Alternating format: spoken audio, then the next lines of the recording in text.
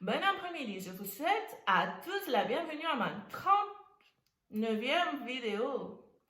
Je suis l'avocate Nathalie Gonzalez et médiatrice. De quoi je vais vous parler cet après-midi?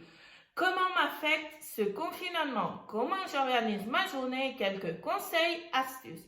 Cette vidéo est liée à la précédente à laquelle je vous ai laissé lier ci-dessus. On commence!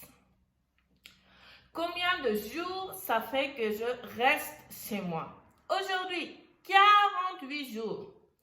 J'organise ma journée, oui, avec la routine que je vais vous expliquer tout de suite. Et j'ai un horaire, oui, je fais du télétravail pendant mon horaire commercial. Parce que le télétravail ne signifie pas travailler sans heure ou travailler tout le jour. Je suis toujours la même routine, j'essaye, mais c'est important autant que possible d'être flexible.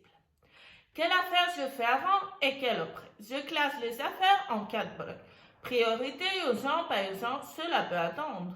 Dans cette classification, je les sous-classe en c'est difficile, c'est moins difficile, je n'aime pas ça, j'aime ça.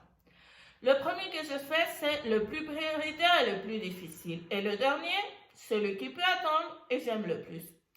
Pourquoi cet ordre?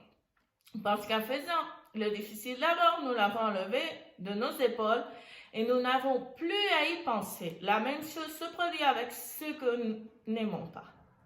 Du repos entre les affaires, bien sûr, c'est fondamental. Une astuce, regrouper les tâches identiques ou similaires pour les faire une après l'autre. Important, attention, je vais révéler une astuce infaillible. Le mindfulness, autrement dit, lorsque vous effectuez une tâche ou une affaire, concentrez-vous sur l'ici et le maintenant, sur cette tâche spécifique, parce que de cette façon, vous serez plus productif et les affaires seront mieux faites. Tous les conseils que je vous ai donnés peuvent s'appliquer à n'importe quelle profession, même si vous êtes étudiant, pour faire le ménage, etc.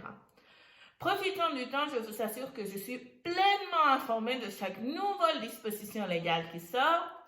Important, depuis le 15 avril, je peux déposer des demandes, des appels et des écrits, bien que le délai de procédure reste suspendu jusqu'à nouvel ordre. Je vous invite à cliquer sur mon blog aboradanataliegonzalez.com où vous trouverez des astuces pour rendre effective la déconnexion totale des écrans et aussi le précédent post de conseils pour être plus calme et mieux dormir. Si vous avez des questions, contactez-moi à travers de mes données de contact que je laisse toujours dans la boîte de description. Jusqu'ici la vidéo d'aujourd'hui. Je vous souhaite une agréable semaine et que les vôtres et vous soient bien. Rendez-vous dans la prochaine vidéo. À plus tard!